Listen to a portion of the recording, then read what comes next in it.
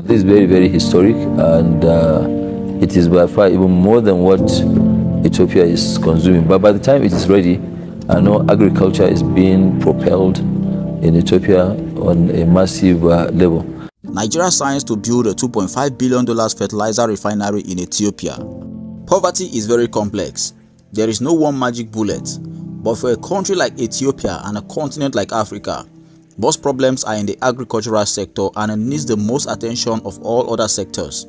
The challenges of climate change, low productivity, the ever-increasing cost of fertilizers and lack of technological advancement prove to make life difficult for smallholder farmers in Africa, which account for more than 60% of the total population of the continent. Which is why Dangote is investing $2.5 billion in building Ethiopia's ambitious fertilizer refinery. Nigeria and Africa's richest billionaire, Aliko Dangote, has signed a $2.5 billion agreement with the Ethiopian government to build a modern fertilizer refinery that could completely change the country's agriculture-based economy. The project is seen as one of the biggest private sector investments in Ethiopia's history and is expected to boost local farming, reduce dependence on import, and create thousands of jobs. Under the deal, which was signed in Addis Ababa, Dangote will hold a majority share of 60% in the fertilizer facility, while the remaining 40% will be owned by the state-run Ethiopian Investment Holdings.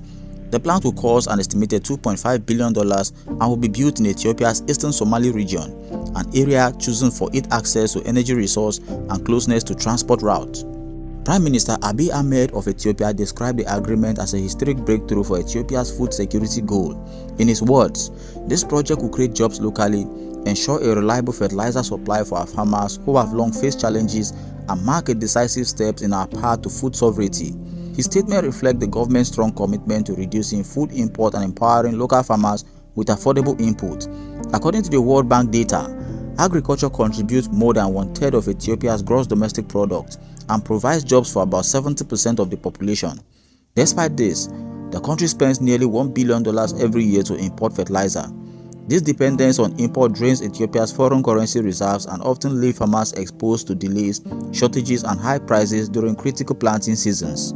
The new fertilizer refinery will take approximately 40 months, just over 3 years, to complete. Once operational, it is expected to produce 3 million tons of fertilizer every year.